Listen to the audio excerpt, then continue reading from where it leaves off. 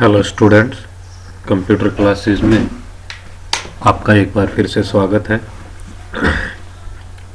तो last class में हमने क्लिपबोर्ड और फ़ॉन्ट ग्रुप के बारे में जाना था। आज हम पैराग्राफ ग्रुप के बारे में जानेंगे। इसमें कौन कौन से ऑप्शंस होते हैं और उनका क्या यूज होता है। तो पैराग्राफ ग्रुप के बारे में जानने के लिए मैं सबसे पहले वही डमी टेक्स्ट लिख लेता हूँ। और डमी टेक्स्ट लिखने के लिए इक्वल सिंबल लगाएंगे, RAND टाइप करेंगे, लेफ्ट राइट पैरेंथेसिस लगा के एंटर कर देंगे। तो ये आपके सामने जो टेक्स्ट दिखाई दे रहा है ये आपके सामने आ जाएगा। ठीक है, तो मैं क्या करता हूँ कि सबसे पहले सभी को 4 पैराग्राफ हैं हमारे सामने, 1 2 3 और 4 5 हैं सॉरी। तो पांचों पैराग्राफ को मैंने एक साथ सेलेक्ट कर लिया Ctrl+A शॉर्टकट की है मदद से। तो मैं सबसे पहले क्या करने जा रहा हूँ कि इनके सामने बुलेट्स लगाने जा रहा हूँ। तो सबसे पहला ऑप्शन है बुलेट लाइब्रेरी का। ठीक है, तो आपको जो भी बुलेट्स चाहिए, जैसे ये चाहिए तो ये आप लगा सकते हो, इस तरीके से चाहिए तो काफ़ी सारी बुलेट्स की वैरायटी दे रखी है, जो आप चाहें आपको आप वो सब लगा सकते हो। ठीक है, इस तरीके से ये आपके सामने लग के आ जाएंगे। ठीक है, उससे नेक्स्ट ऑप्शन है आपका नंबरिंग का। तो आप चाहो तो इनके सामने बुलेट्स को हटा के नंबरिंग भी दे सकते हो। नंबरिंग भी कई टाइप की दे रखी है। ठीक है, तो आप यहाँ से इनमें ऐसे नंबरिंग भी दे सकते हो। ठीक है, स्टार्टिंग में 1 2 3 है, फिर 1 2 3 के बाद लेफ्ट पैरेंथेसिस लगा के यानी कि हल्का ब्रैकेट लगा रखा है। ऐसे ही ये 1 2 3 वैसे लिख रखा है आपका, ये ABCD कैपिटल लेटर्स में, स्मॉल लेटर्स में। तो जैसे आप लिखना चाहो वैसे यूज कर सकते हो। ठीक है, उसके बाद में नेक्स्ट है आपका मल्टी लेवल लिस्ट है। ठीक है, तो मल्टी लेवल लिस्ट में क्या होता है कि ऑप्शंस के अंदर ऑप्शंस होते हैं। ठीक है, इसमें जैसे बाहर वाली हेडिंग पे ये रहेगा। ठीक है, मान लीजिए पैराग्राफ के अंदर है, फिर से आपने कोई पैराग्राफ बनाया है तो बाहर वाली मेन हेडिंग तो वो जैसे 4 स्टार दे रखे हैं, फिर एक सर्कल दे रखा है, फिर डॉट दे रखा है, तो इस तरीके से ये चलती चली जाएगी। ठीक है, तो ये मल्टी लेवल लिस्ट होती है। ठीक है, आप ऐसे भी कर सकते हो, जैसे बाहर वाली मेन हेडिंग है वो 1 से है, फिर जो है उसके बाद जो सब हेडिंग होगी वो A से होगी, उसके बाद जो सब हेडिंग होगी वो रोमन में 1 लिख रखा है उससे स्टार्ट होगी, या फिर 1.1 ऐसे भी करके आप लिख सकते हो। ठीक है, तो उसके बाद में ये आपके अलाइनमेंट्स के ऑप्शन हैं। सबसे पहले बाय डिफ़ॉल्ट लेफ्ट अलाइनमेंट होता है आपका। ठीक है, ये आपका सेंटर अलाइनमेंट के लिए है। ठीक है, तो ये आप सेंटर अलाइनमेंट कर सकते हो यहाँ से। ये आपका राइट अलाइनमेंट है, राइट साइड से बिल्कुल इक्वल दिखाई देगा आपको टेक्स्ट जो है।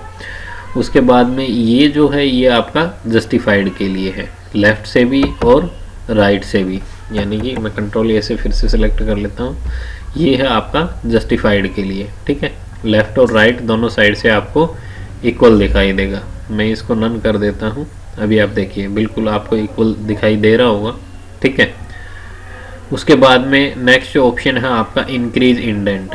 ठीक है, तो ये यहाँ से आपका ये आपका इंक्रीज इंडेंट का है, ये आपका इंक्रीज इंडेंट का है, और ये वाला ऑप्शन है ये आपका डिक्रीज इंडेंट का है। तो इससे ज़्यादा डिक्रीज होगा नहीं, ये डिफ़ॉल्ट पोजीशन होता है। आप इंक्रीज चाहो तो कर सकते हो।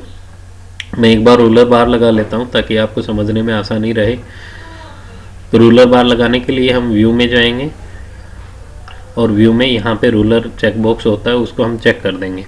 ठीक है, अभी आप देखिए, तो मैं फिर से होम टैब में चला जाता हूँ, तो मैं डिक्रीज कर देता हूँ जितना डिक्रीज हो रहा है। अभी आप देखेंगे कि बिल्कुल 0 पे सेट है। ठीक है, हमारा जो इंडेंट पोजीशन है ये आप देखिए, ये आपकी इंडेंट पोजीशंस है और ये 0 पे सेट है। ठीक है, यहाँ पे आपका 1 है, यहाँ आपका 2 है, यहाँ 3 है, 4 है, 5 है, 6 है। ठीक है, तो ये जो है आपका इंडेंट है वो 0 पे सेट है। अगर आपको इंक्रीज करना है तो यहाँ से ये इंक्रीज इंडेंट का, डिक्रीज अभी होगा नहीं क्योंकि डिफ़ॉल्ट 0 से कम नहीं होगा आपका, मिनिमम 0 तो रहेगा ही रहेगा। ठीक है, तो यहाँ से आप इंक्रीज इंडेंट पे जैसे ही आप क्लिक करेंगे तो जिस भी पैराग्राफ के अंदर आपका कर्सर रहेगा, ठीक है, अभी मेरा कर्सर यानी कि आपका जो सिलेक्टेड पैराग्राफ रहेगा, वो सिलेक्टेड पैराग्राफ अगर आप वैसे सेलेक्ट नहीं करते हैं तो जिस भी पैराग्राफ में आपके कर्सर ब्लिंक करता रहता है वही आपका सिलेक्टेड पैराग्राफ होता है। अभी मेरा पहले ही पैराग्राफ में मेरा कर्सर ब्लिंक कर रहा है, तो मेरा यानी कि पहला वाला जो पैराग्राफ है वो सिलेक्ट माना जाएगा, ठीक है। तो मैं अगर इंक्रीज इंडेंट करता हूँ तो देखिए इससे पहले इंक्रीज करने से पहले वाले पैराग्राफ की जो इंडेंट पोजीशन थी वो 0 पे सेट थी। मैंने जैसे ही इंक्रीज किया वो 0 से उठ के 1.5 पे आ गया। अगर मैं फिर से इंक्रीज इंडेंट करता हूँ तो वो 0.5 से उठ के 1 पे आ जाएगा। आप ध्यान से ऑब्जर्व करना, ये देखिए 1 पे आ गया है। ऐसे ही मैं जैसे जैसे इंक्रीज करता चला जाऊंगा उसकी इंडेंट पोजीशन जो है वो इंक्रीज होती चली जाएगी। अब मैं अगर डिक्रीज करता हूं तो 0.5 की पोजीशन से ही वो डिक्रीज होता चला जाएगा और 0 तक पहुंच जाएगा, उसके बाद में नहीं होगा। अभी देखिए मैं कर रहा हूं लेकिन उसके बाद में हो नहीं रहा है, ठीक है। अगर आपको दो एक साथ करने हैं तो दोनों पैराग्राफ्स को आपको एक साथ सेलेक्ट करना पड़ेगा, उसके बाद में फिर आप उसको कर सकते हो। अभी देखिए डिक्रीज तो होगा नहीं क्योंकि 0 पे आ चुका है। अगर आप इंक्रीज करते हैं तो दोनों पैराग्राफ एक साथ इंक्रीज हो जाएंगे। एक साथ आप डिक्रीज भी करना चाहते हैं तो डिक्रीज भी आप कर सकते हो, ठीक है। तो ये था आपका इंडेंट्स का, इंक्रीज इंडेंट और डिक्रीज इंडेंट। हाँ, ये ध्यान रखिए कि एक बार में 0.5 की पोजीशन से मूव करता है, ठीक है, 0.5 की पोजीशन से मूव करता है। अगर आपको 1 पे लाना है तो 2 बार हमें इंक्रीज इंडेंट को प्रेस करना पड़ेगा, तो आपका जो इंडेंट पोजीशन है वो 1 पे सेट हो जाएगा।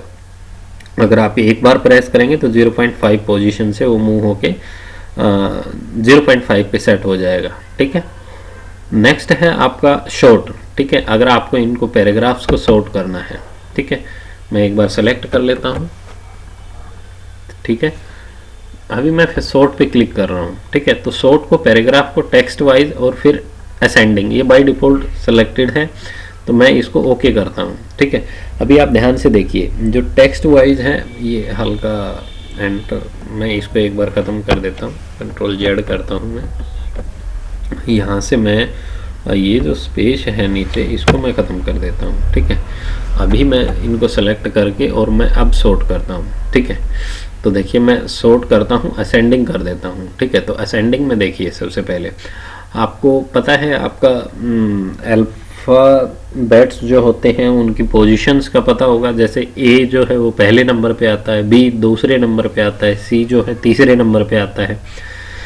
तो ऐसे अल्फ़ाबेटिक ऑर्डर में इनको अरेंज कर देता है। आपके जो पैराग्राफ्स का जो स्टार्टिंग लेटर है उसके हिसाब से वो अरेंज करता है। देखिए यहाँ पे जैसे आर है, आर आपका कौन सी पोजीशन पे होता है, आर आपका 18वीं पोजीशन पे होता है। ऐसे ही एस जो है वो 19वीं पोजीशन पे होता है, टी जो है वो 20वीं पोजीशन पे होता है। यहाँ पे भी फिर टी है, तो टी जो है ये कौन सी पोजीशन पे था, 20वीं पोजीशन पे था।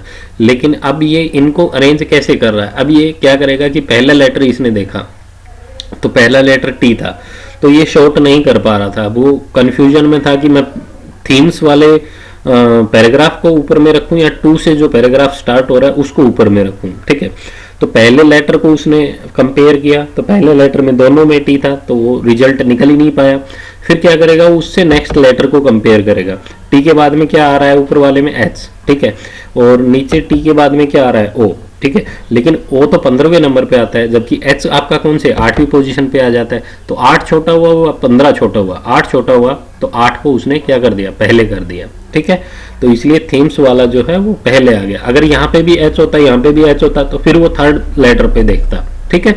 जैसे डिक्शनरी होती है ऐसे ही ये भी कंपेयर करता है, ठीक है।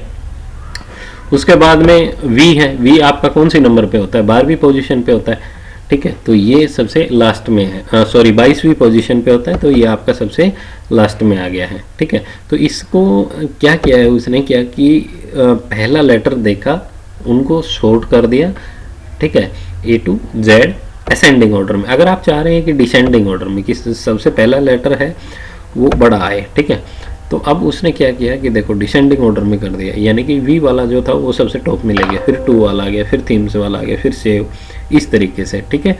22, 20, फिर 20, फिर 19, फिर 18, ठीक है। इस तरीके से घटते हुए ऑर्डर में जा रहा है, ठीक है। ये क्या है आपका, ये लाइन एंड पैराग्राफ स्पेसिंग है। अगर आप इस पर क्लिक करेंगे तो बाय डिफॉल्ट जो होता है वो 1.15 की पोजीशन से सेट होता है। लाइन स्पेसिंग जो पोजीशन होता है, आप चाहो तो इसको कम कर सकते हो, जैसे 1 कर दिया मैंने, ठीक है, अभी 1 पे सेट है। अगर आप इसको चाहो तो इंक्रीज भी कर सकते हो, जैसे लाइंस के बीच का जो स्पेस है वो अभी 2 हो गया, मैं और चाह रहा हूँ और इंक्रीज करना चाहता हूँ, मैं 3 कर देता हूँ। अभी देखिए आप एक दूसरी लाइंस के बीच में कितना ज़्यादा स्पेस आ रहा है, ठीक है। तो ये आपका ये आपका जो था वो लाइन स्पेसिंग था। अगर आप और इसको अच्छे से सेट करना चाहते हो तो लाइन स्पेसिंग ऑप्शंस में जाइए, आप यहाँ से भी सेट कर सकते हो, ठीक है। तो वो लाइंस के बीच का स्पेस था, ठीक है। आप क्या अब पैराग्राफ्स के बीच का अगर आप स्पेस करना चाहते हो तो यहाँ पे देखो हर पैराग्राफ के बीच में 10 पॉइंट्स का डिफरेंस है, ठीक है। तो वो आप यहाँ से उसको कम कर सकते हो, कम 6 कर सकते हो, 0 भी कर सकते हो, यानी कि पैराग्राफ और पैराग्राफ के बीच में आएगा ही नहीं जो है, यहाँ पे 0 पॉइंट कर दो, ठीक है। यहाँ से आपने क्या किया, यहाँ से सिंगल कर दो, ठीक है, ओके करो। अब ये क्या हो गया, लाइंस के बीच का भी स्पेस खत्म हो गया और मतलब बहुत मिनिमम जो था वो हो गया है। और हर एक पैराग्राफ के बाद में जो स्पेस आ रहा था अब वो भी आपका नहीं आएगा, ठीक है। तो ये आपका लाइन स्पेसिंग का वो फीचर था। ये है आपका टेक्स्ट शेडिंग का। मैं कंट्रोल जेड करता हूँ ताकि आपको थोड़ा देखने में इजी रहे। ये है आपका टेक्स्ट शेडिंग, ठीक है। कि आप जैसे मैं पहले पैराग्राफ को ले लेता हूँ, ठीक है, तो उसके बाद मैं इसका साइज भी हल्का इंक्रीज कर लेता हूँ ताकि आपको अच्छे से पता चल जाए। शेडिंग का है ये, शेडिंग मैं इसको दे देता हूँ, ये कलर दे दिया मैंने, ठीक है। अभी आप देखिए इसके जो बैकग्राउंड में जो है वो यानी कि जो कलर है वो आ गया है आपका। ये ध्यान रखिए ये बैकग्राउंड कलर अलग है, ठीक है। ये टेक्स्ट हाईलाइट करता है, ये सिर्फ जहाँ जहाँ टेक्स्ट रहेगा वहाँ रहेगा, ठीक है। लेकिन ये जो शेडिंग है ये जितनी दूरी में टेक्स्ट है उस दूरी को स्टार्टिंग से लेके एंडिंग तक कवर करता है। लेकिन अगर आप टेक्स्ट को हाईलाइट करेंगे तो ध्यान से देखिए टेक्स्ट हाईलाइटिंग कलर में और शेडिंग में क्या डिफरेंस होता है। हाईलाइटिंग में सिर्फ डॉक्यूमेंट तक आएगा। अब देखिए ये शेडिंग में तो यहाँ तक आ रखा है, लेकिन अगर मैं हाईलाइटिंग कलर कुछ और कर देता हूँ, येलो ही कर देता हूँ मान लीजिए, देखिए तो येलो यहाँ तक रहा लेकिन शेडिंग यहाँ तक आ रखी है। शेडिंग में देखिए ये वाला कलर है ना, तो यानी कि वो नीचे दब चुका है, ठीक है। अभी ये आपका यहाँ तक आ रखा है, ठीक है। उसके बाद में है आपका, उसके बाद नेक्स्ट कौन सा है, नेक्स्ट है आपका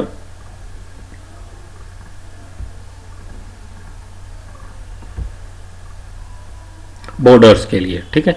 तो आप चाहो तो इसको आप बॉर्डर भी दे सकते हो, जैसे इस तरीके से आप इसको बॉर्डर दे सकते हो। पैराग्राफ को आप सभी को चाहते हो, सभी को बॉर्डर देना चाहते हो तो सभी को सेलेक्ट किया आपने, आप सभी को भी बॉर्डर दे सकते हो, ठीक है। इस तरीके से आप पैराग्राफ्स को भी बॉर्डर अप्लाई कर सकते हो, ठीक है। आप बॉर्डर्स के अलग अलग फॉर्मेट देख सकते हो। यहाँ पे ये सिर्फ बॉटम बॉर्डर है, ये टॉप बॉर्डर है, ये लेफ्ट बॉर्डर है, ठीक है। तो आप चाहो तो एक बार मैं इनको सभी को सेलेक्ट कर लेता हूँ, ठीक है। तो आप चाहो तो सिर्फ इनमें बॉटम बॉर्डर रख सकते हो, बॉटम बॉर्डर रखा, ठीक है। आप चाहो तो इसमें मैं पहले एक बार इनका बॉर्डर मैं नन कर देता हूँ, नो बॉर्डर कर देता हूँ। अब आपको समझने में थोड़ा आसानी रहेगी। अब मैं बॉटम बॉर्डर लगा देता हूँ, ठीक है।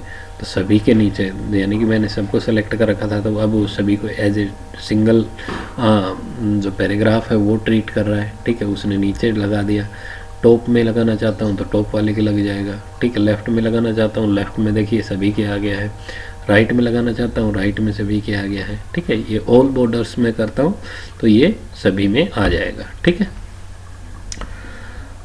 उसके बाद ये मैं एक बार इसको हटा देता हूँ,